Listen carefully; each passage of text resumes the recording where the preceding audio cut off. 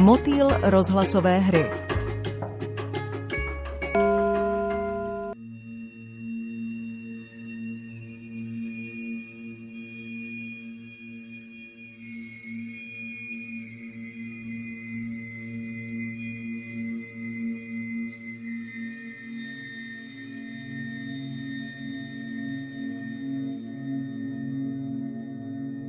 Rozhlas a televízia Slovenska uvádza pôvodnú rozhlasovú hru z cyklu Čakanie na nežnú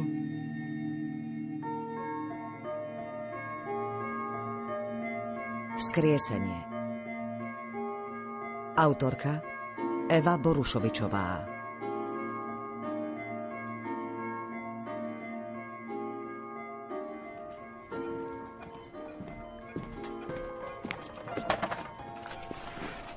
Sestrička. Pán Záruba, čo nespíte? Neviem. Chcete niečo na spanie? A čo také by ste mi ponúkli? A čo také by vám pomohlo zaspať?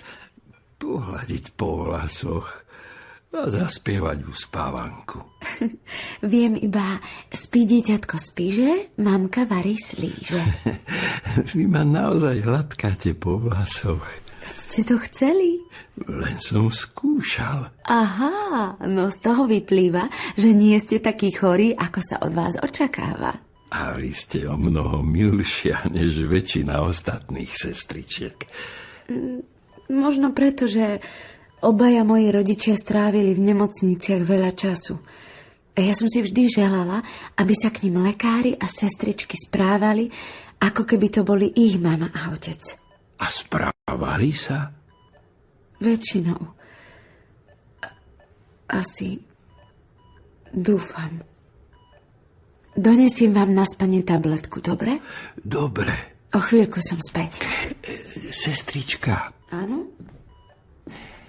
Aký je váš otec?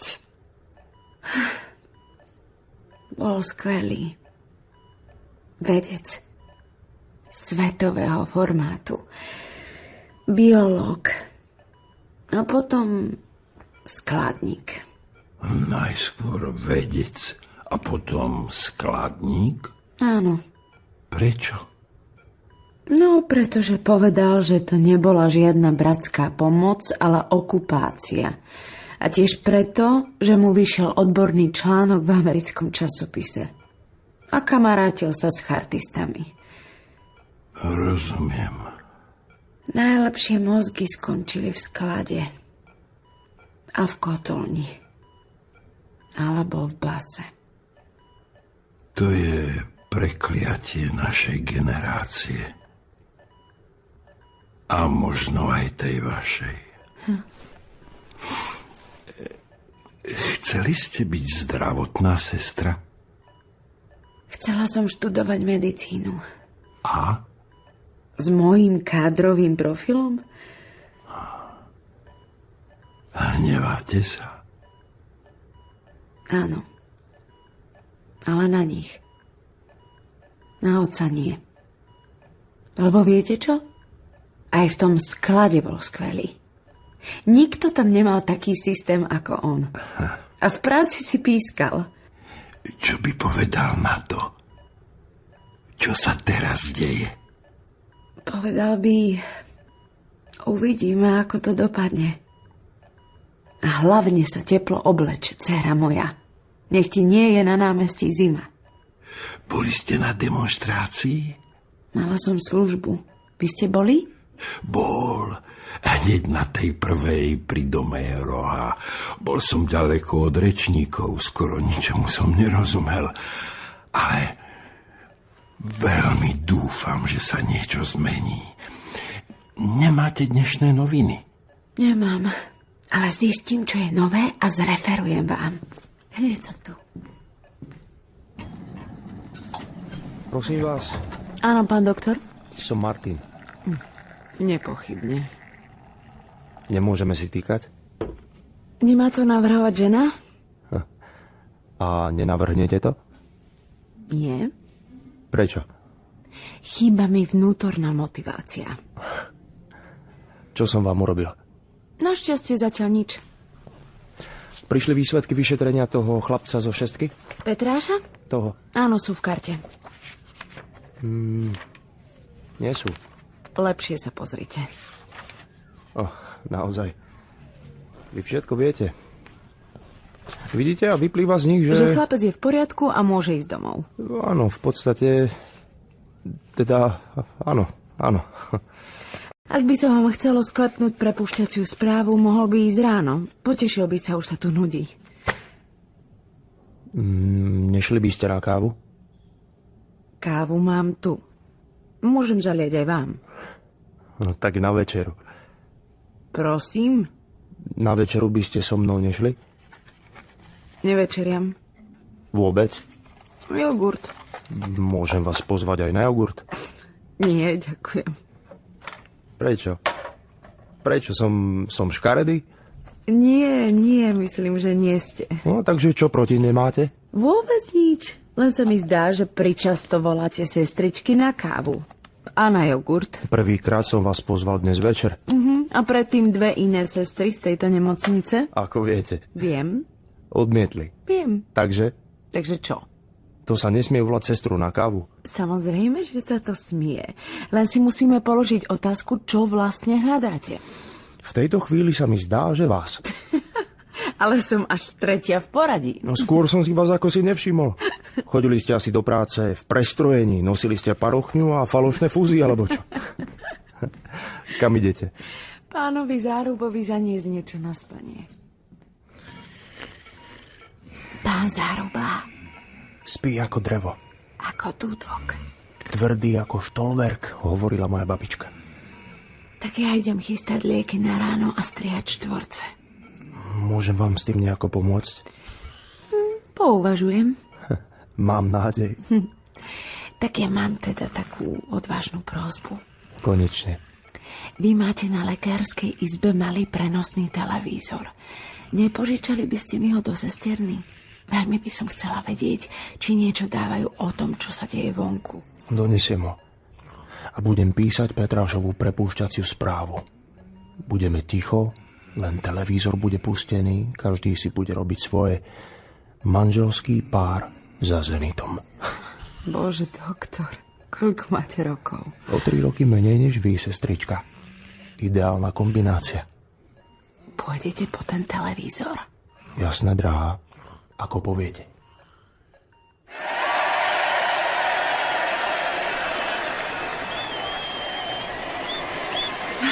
Bože, pozri sa, koľko je tu ľudí. Úplne plné námestie. Úplne plné. Mami, nepláč. Neplačem. Tečú ti slzy. Ja som šťastná, Tánička. Ja som len šťastná. Mne sa zdá, ako keby sme boli na nejakom veľkom pohrebe. Lebo sú všetci v tmavom?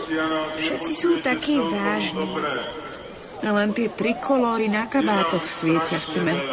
My nemáme. Ja ti takú zoženiem. Riaditeľka povedala, že kto bude nosiť trikolóru, dostane 2 zo správania. Vieš čo? Takú 2 by sme išli oslaviť do cukrárne. Ja nechcem 2 zo správania. Detko by bol na teba hrdý. Fakt? Škoda, že sa tohto nedožil. Čo je to za veľké auto? Neviem, asi obrnený transportér. Prečo tu je? Určite omylom. Poď na druhú stranu a drž sa ma za ruku, nech sa nestratíš. Budú po nás strieľať? V najhoršom len striekať vodu. V najhoršom, určite. Budeme utekať? Pozri sa dobre, kde teraz stojíme. Keby niečo, utekáme tuto do brány, alebo tam, do uličky. Dobre, ja viem dobre utekať. Na to sa spolieham. Nestrať sa mi. A keby si sa stratila, vieš, kde sa stretneme? Viem, pod Michalskou bránou. Presne, si super. Aj ty si super. Vyhlásme tu dnes spoločne mocenský monopol komunistickej strany za zrušený. Tánička, pusti tých ľudí, nech môžu prejsť. Kam sa predierajú? Neviem, snáď majú nejaký dôvod. Nadia? Vlado? Ahoj, Náďa. Mohol som si myslieť, že tu budeš. Zvláštne, že aj ty. Nič zvláštne na tom nie je. Nemala by si robiť unáhlené závery? Že sa práve ty odvážuješ niečo mi vyčítať. Nič ti nevyčítam. Som rád, že ťa vidím. Neponáhľaš sa? Nie, ale idem. Ahoj, Náďa. Ahoj, Tánička. Rád som ťa videl. Mami, je ti niečo? Nie. Vyzeráš divne.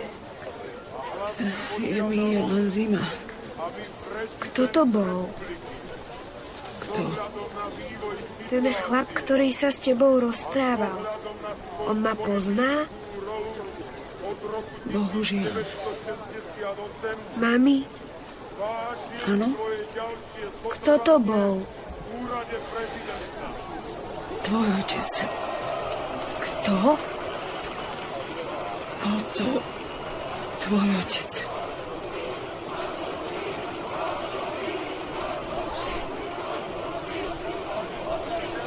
Hej, zavolajte sanitku. Máme tu skolabovaného človeka. Je tu nejaký lekár? Je tu lekár! Tánička, tam niekto potrebuje pomoc. Držím sa ťa, mami. Prepáčte, pustite ma, prosím. Som zdravotníčka. S dovolením. Som zdravotníčka. Idem k pacientovi. Tu leží. Vy ste doktorka? Som sestra. Takže viete, čo máte robiť. Samozrejme. Poznáte ho? Sťažoval sa na niečo? Nie, to je cudzí človek. Chytil ma za plece a zrazu padol na zem. Už sme poslali jedného za kňažkom na tribúnu, nech pošle sanitku, ale dovtedy nám tu môže aj umrieť. Skontrolujem vitálne funkcie. Pardon, pustite ma, som lekár. Náďa, vy ste tu? Doktor? Takže zdá sa, že muž nedýcha. Necítim tep. Má tu niekto baterku? Potrebujem svetlo. Tuto mám na kľúčok baterku. Kde? Toto predsa prívesok. Vyzerá ako korytnačka, ale je to baterka. To mám z NDR. Tuto to stlačíte. Musíme resuscitovať. Ja idem na masáž srdca, vy na umelé dýchanie. Nemám rúšku, dúfam, že je zdravý. No, zdravý nevyzerá, ale dúfať môžete. Takže idem. 1, 2, 3, 4, 5. Vdych. 1, 2, 3, 4, 5. Vdych. Zdá sa, že sa chytil. Poďte ešte raz. 1, 2, 3, 4, 5. Vdych. Ako? Dýcha. Počkajte. Dýcha. Pane, počujete nás? Haló, vidíte nás? Preberá sa. Doktore, nevrátite mi tú baterku? Lebo sú k nej priondené kľúče a bez nich sa nedostanem domov. Domovnička je sekera. Zamyka bránu a zvonček nám nefunguje. Pane, haló. Kde som? Na námestí SMP na demonštrácii. Ja som za alebo proti? Som na tribúne? Zatiaľ nie. Ale čo nie je, môže byť. Zima mu je blúzne. Dám mu vetrovku.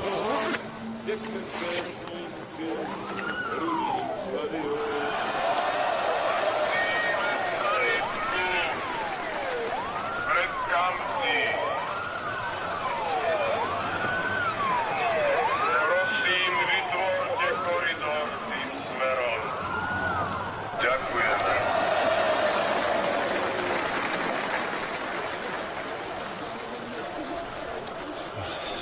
Škoda, že nevieme, ako sa ten chlapík volal. Na čo to potrebujete vedieť? Je to prvý človek, ktorému som zachránil život. Teda aj s vami. Dáme mu indiánske meno. Aké? Ten, ktorý chcel vedieť, či je za alebo proti. A či je na tribúne. Tak by mu mohli hovoriť najbližší, familiárne. Možno sa mu v bezvedomí zdalo, že je. Boh vie, aký mal prejav. Ťaživý podľa mňa. Aspoň podľa výrazu tváre. Ale inak súhra to bola dokonalá. Prosím? Pri tom oživovaní. Naša súhra. To už by sme mohli ísť aj na tú kávu. Ja momentálne nemám čas. Som na demonštrácii. Vidíte, nie? A mám tu dcéru. Cére kúpime kakao. Horúce. Čo ty na to, dcéra? Chcela by si? Volám sa Táňa. Milá Táňa, dovol, aby som ťa pozvala aj s tvojou ctenou pani matkou do kaviarne. Dovolím. Vidíte. Všetko je vyriešené. Chyťte ma za rok. Prečo? Lebo teraz je už koniec a vtedy sa pochytáme za ruky a spievame hymnu. Čo neviete, ako to na mítingoch chodí? Mami, ja by som chcela byť doktorka. Fakt? Áno. Tak to musíme ešte dlho chodiť na námestie, aby si so svojím kádrovým profilom mala šancu. Ako to myslíš, mami? Tak dajte mi tú ruku, veď už spievame. Akú ju máte studenú? Moja vetrovka sa vezie v sanetke. A vo vreckách tej vetrovky zostali aj rukavice. Nad Tatrou sa blízka hromy divo bijú. Nad Tatrou sa blízka hromy divo bijú. Zastavme ich, bratia, veď sa oni stratia, Slováci ožijú. Zastavme ich, bratia, veď sa oni stratia, Slováci ožijú.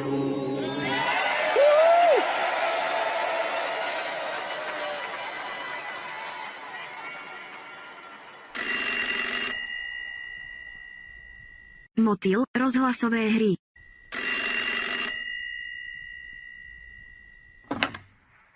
Prosím? Naďa, Vlado, prečo voláš? chcem sa porozprávať.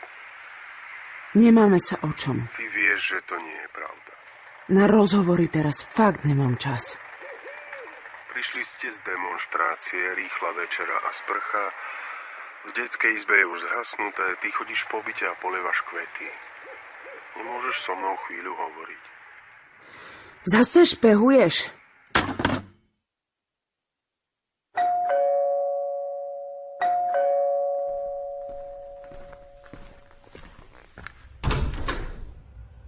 To si zase ty? Volal som z budky pod domom. Vstávam o 5:30 do práce. Viem. Aha, zabudla som, ty vieš všetko.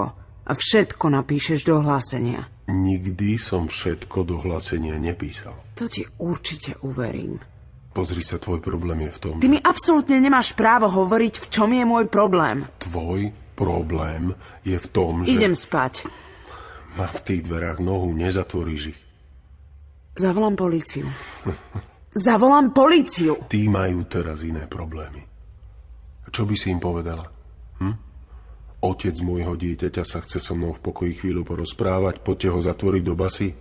Spoliehaš sa na svoj služobný preukaz však? Môžeš ma vypočuť? Nie, nemôžem. Mala by si. Je mi jedno, čo mi chceš povedať. 10 minút. Odstopujem to. Dobre. Teraz.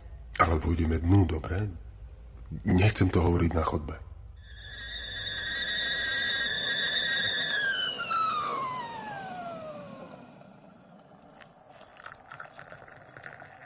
Už prešlo 2,5 minúty. Máš to tu pekné. Hej? Jednoduché. Skromné.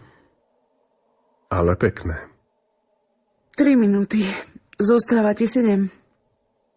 Sadni si. Nesadnem. Potrebujem si ľahnúť a chcem sa trochu vyspať. A nie, aby som rozčúlene musela myslieť ešte 2 hodiny na to všetko, čo mi zase naklameš. Dobre. Počúvaj ma. V celom svojom živote som ti klamal v jednej jedinej veci. A to v tom, kto je môj zamestnávateľ. Je to také prekvapivé. Veď keby si povedal, som z EŠTB, som tajný a prišiel som špehovať tvojho otca a donášať na neho, aby ho mohli celkom vyžmýkať a zničiť, iste by som ti padla s obdivom k nohám. Áno, toto som ti nepovedal. Všetko ostatné bola pravda.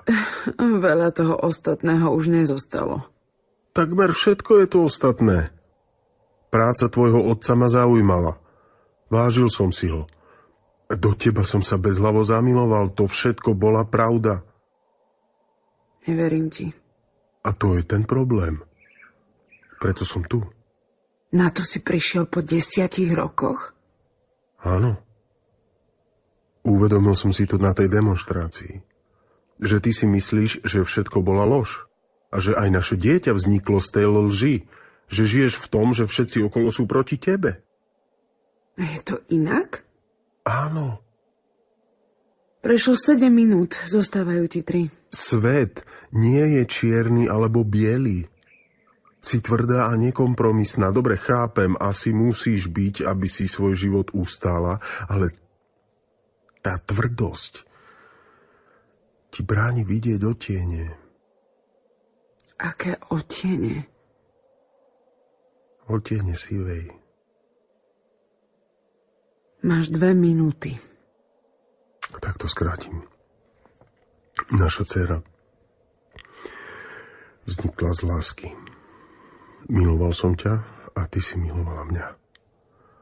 Do hlásení som o tvojom otcovi písal tak málo, ako sa len dalo. Keby som nebol na vás nasadený, ja bol by tu niekto iný. A so 100% istotou by to bol horší človek než ja. Mám niekoľko vecí, ktoré som urobil, ktoré neboli celkom správne a hanbím sa za ne, ale určite medzi ne nepatrí ten rok, v ktorom som sa stretával a vídal s vami. Ešte minúta. Žijeme teraz zvláštne časy. Doba sa láme. Ani my, ani ja celkom neviem, ako toto dopadne. Ale jedno je isté. Nech sa režim zmení alebo nezmení, nech sa zmenia zákony a nech bude pri moci akákoľvek strana, tak ľudia tu zostanú žiť tí istí. Chápeš? Tí istí ľudia. A ak nebudeme vedieť odpúšťať a vidieť veci v súvislostiach a posudzovať každý prípad jednotlivo v závislosti od okolností, tak tu v nasledujúcich týždňoch a rokoch nastane peklo. Tvoj čas vypršal. Ešte 3 vety. Kým sa obuješ? Nie sú ľudia zlí a dobrí, správni a nesprávni.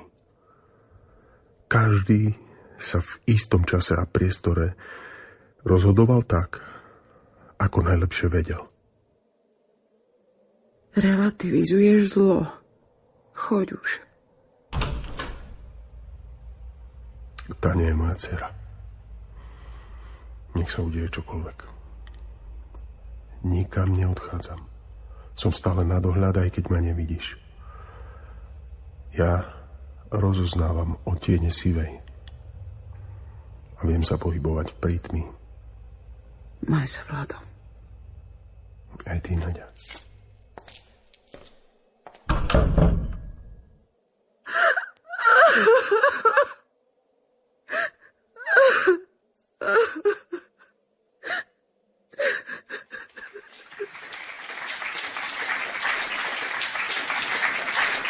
Takže týmto sa manifestačne pripájame k 2-hodinovému generálnemu štrajku pracujúcich z celého Československa.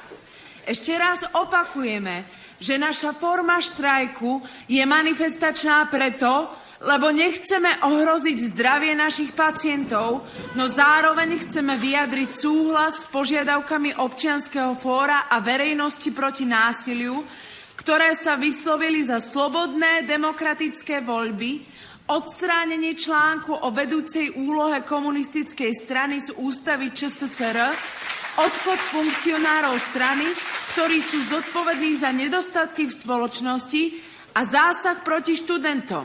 A tiež vyjadrujeme solidaritu s požiadavkami vysokoškolákov. Štrajk začína o 12:00 a končí o 2:00. Kto nemá trikolóru, môže si túto zobrať. Mám ich ešte zo pár ochytaných v škatuli od Dinilu. Za nemocničný výbor VPN vám ďakujeme za účasť a podporu. A nezabudnite, v jednote je sila.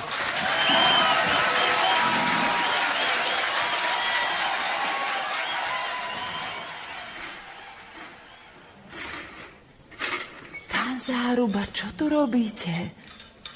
Sestrička. Nemôžete sa promenádovať s infúziou po nemocnici. Hľadal som vás. A čo potrebujete? Televízor. Ten, čo máte v sesterni. To je vlastne televízor z lekárskej izby. Viete, aj my pacienti by sme potrebovali vedieť, čo sa deje. Ja vám ho pokojne prenesiem na chodbu. Ďakujem, pán doktor. Vrchná sestra mi hovorila, že niektorým tie informácie nerobia dobre a sú zbytočne rozrušení. Áno, podaktorí by potrebovali utekať domov a páliť dokumenty. Ale my ostatní potichu dúfame, že tí komunisti konečne... Že konečne zmiznú v pekle. Všetci? Áno. Viete, obyčajne sa nedoťahujem za slovíčka. Zvlášť s vami, Naďa, zvlášť odkedy sme spolu vo výbore VPN. Ale to naozaj chcete, aby všetci komunisti v Československu zmizli v pekle? Ona to tak určite nemyslela. Myslela som to tak, že dúfam, že komunisti prestanú rozhodovať. Zmiznú z verejných funkcií, budú zbavení moci, rituálne spália svoje červené knižky a budú sa až do smrti doma potichu hanbiť. Komunistická strana Československa má 1,5 milióna členov. Aj vy ste jedným z nich? Nie, ale to, že sa tu dnes zúčastňujem nejakého procesu, ktorý má zmeniť pomer síl, neznamená, že si prajem robiť čistky. Všetci pred nami robili čistky. A ich obeťami boli napríklad aj moji rodičia. A moji rodičia sú zase napríklad komunisti. Radoví komunisti. Otec je agronóm a mama učí v ľudovej škole umenia. Otec chodí s pioniermi na turistiku, mama učí deti po večeroch francúzštinu. Ideológia ich nezaujíma, sú to slušní ľudia. Nikdy nikomu neublížili. Prečo sú teda v strane? Svojim deťom chceli umožniť študovať. To je pokrytecké. Rozhodovali sa najlepšie, ako vedeli. Zapredali svoje duše. To sú silné slova, nezapredali. Nič o nich neviete. Viete, aj ja som bol kedysi v strane. Potom ma v 68. vylúčili a musím povedať, že hoci to cítim ako veľkú nespravodlivosť, musím súhlasiť s pánom doktorom. Nie všetci komunisti sú zlí ľudia. Takto máte nepochybne iné životné skúsenosti ako ja. Nepochybne áno. Ale snažíme sa vidieť veci v ich zložitosti. Myslíte nie čierno-bielo? Tak nejako. Vo tieňoch sivej? Áno. A zdá sa vám, že vidím vo všetkých okolo svojich nepriateľov? Čo je vám? Sestrička, nevyzeráte dobre. Tak ja vám niečo poviem. Mala som v živote niekoľko snov a myslela som si, že ak budem pracovitá, čestná a dobrá, že sa mi aspoň niečo z nich môže splniť. Bola som hrdá na svojich rodičov a dúfala som, že raz budú oni hrdí na mňa. Že budem lekárka, že budem zachraňovať životy, že ma raz môj otec dovedie k oltáru a že budú aj s mamou potom starými rodičmi mojim deťom. A ako to dopadlo? Mojich rodičov politicky zničili. Obaja mi zomreli predčasne, ponížení, prenasledovaní, olúpení o svoje profesionálne sny. Na medicínu ma nevzali a zo mňa je slobodná matka úžasnej dcéry, ktorú mám však s človekom, ktorý na môjho otca donášal. Za každúčkým mojim pošľapaným snom stojí aspoň jeden skurvený komunista. Ani jeden disident, ani jeden nestraník, ani jeden člen, čo ja viem, žiaden predseda združenia záhradkárov alebo chovateľov Bernardínov. Len medzi komunistami sú tie bezohľadné svine a sú tu stále a vraj tu aj stále budú bez výčičiek, bez ospravedlnenia, bez hanby. Nech idú všetci do pekla.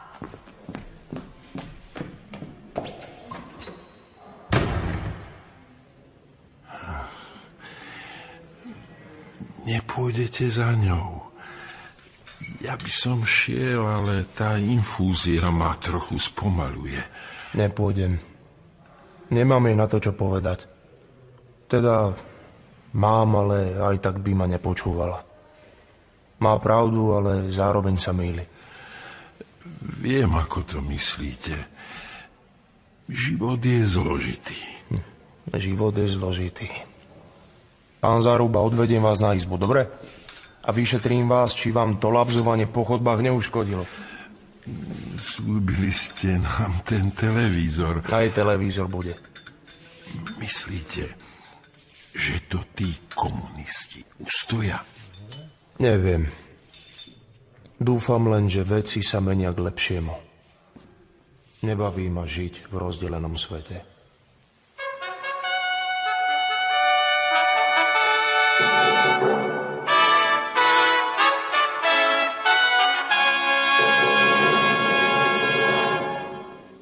Poslanci Federálneho zhromaždenia na dnešnom zasadnutí odhlasovali zmenu ústavy našej republiky, z ktorej bol týmto vypustený článok 4 o vedúcej úlohe komunistickej strany Československa v spoločnosti. Prezident republiky Gustáv Husák poslal list predsedníctvu Federálneho zhromaždenia. Oznámil v ňom, že odstupuje z funkcie prezidenta Československej socialistickej republiky. Včera sa uskutočnil manifestačný pochod občanov z Bratislavy do Hainburgu.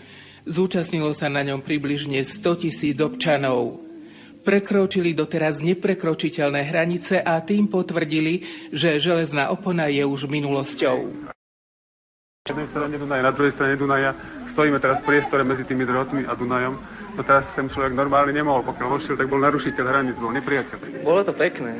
Páčilo sa mi to, že môžem vôbec do toho Rakúska už ísť normálne. Nemusím čakať na ten devízový prísľub a všetci ľudia aj z Devina kričali, že to je ono a my sme zase odpovedali. Bolo to dobre. Slzy, ktoré teraz sa uvoľnili v tom dobrom, tu mi kamaráta zastrelili. Áno, život prináša aj v týchto krásnych chvíľach aj niektoré chvíle smutné, ktoré sa miešajú s tou našou spoločnou radosťou. Podľa zatiaľ nepotvrdených informácií vydal námestník ministra vnútra Alojz Lorenc rozkaz na masové skartovanie vybraných spisov štátnej bezpečnosti. Záujemcov o cestovanie do Rakúska nepochybne poteší rozhodnutie starostu Viedne Helmuta Cilka, že túto a poslednú predvianočnú sobotu sa v rakúskom hlavnom meste bude jazdiť zdarma metrom, autobusmi i električkou. 20. decembra sa v Prahe začal mimoriadny zjazd komunistickej strany Československa. V současném krizovém období dochází k úbytku členů strany. Podle hlášení krajských výborů od 17. listopadu do těchto dnů je to 66 290 členů, zrušeno bylo 3478 organizácií strany. Účastníci zjazdu sa dištancovali od predchádzajúceho vedenia KSČ. Niektorí funkcionári boli vylúčení a strana sa ospravedlnila občanom, ktorí boli postihnutí neoprávnenými represiami. Spoločenský tlak na prehodnotenie minulosti a vyvodenie zodpovednosti však pokračuje. Mami? Áno? Dobrý večer, pán doktor. Dobrý, sestrička. Čo vás sem privádza? Prepáčte, že takto obťažujem, ale všimol som si, že až do Vianoc spolu nemáme službu. Tak som sa spýtal vrchnej, či nevie, kde bývate. A ona vedela. Áno. Môžem na chvíľku vojsť? Samozrejme. Dáte si kávu alebo čaj? Dal by som si kakao, ak máte. Horúce. Doniesol som vám darčeky. Pre Taničku tieto perfektné fixky priamo z Rakúska a pre vás zvyšok.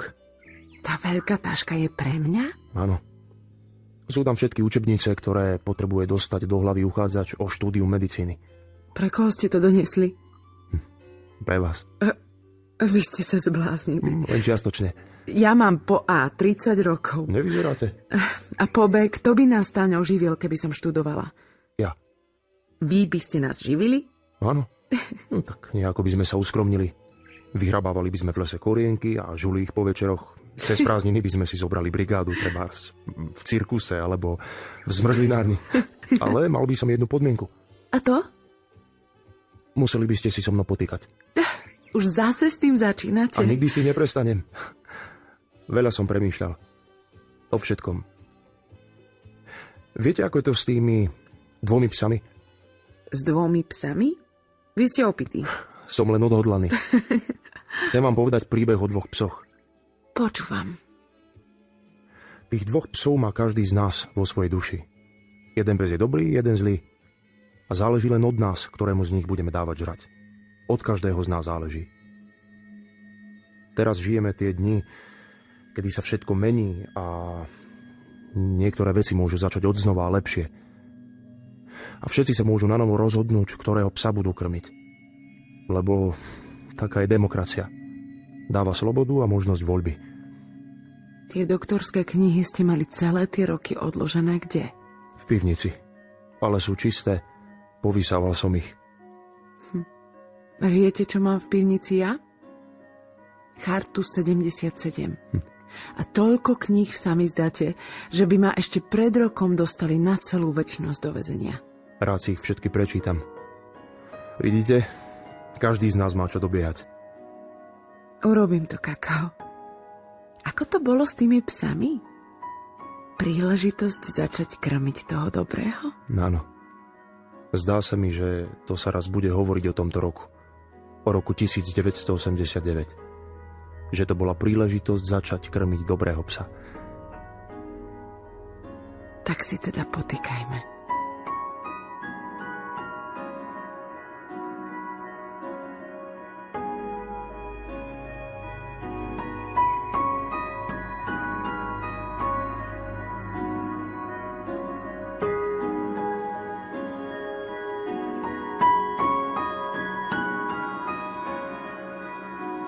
Skončila sa rozhlasová hra Evy Borušovičovej Vzkriesenie.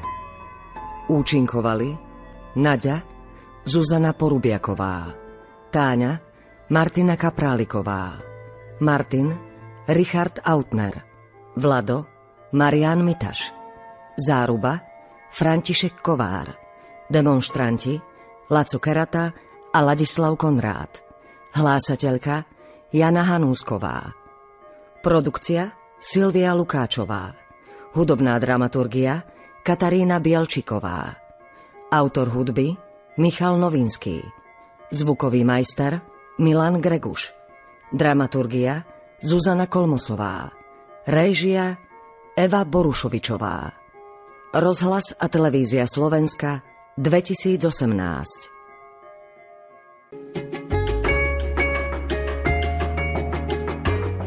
Děkujeme vám za přízeň a podporu. Pro více exkluzivního audio obsahu a seznam všech rozhlasových her sledujte naši partnerskou stránku na Facebooku Motýl rozhlasové hry.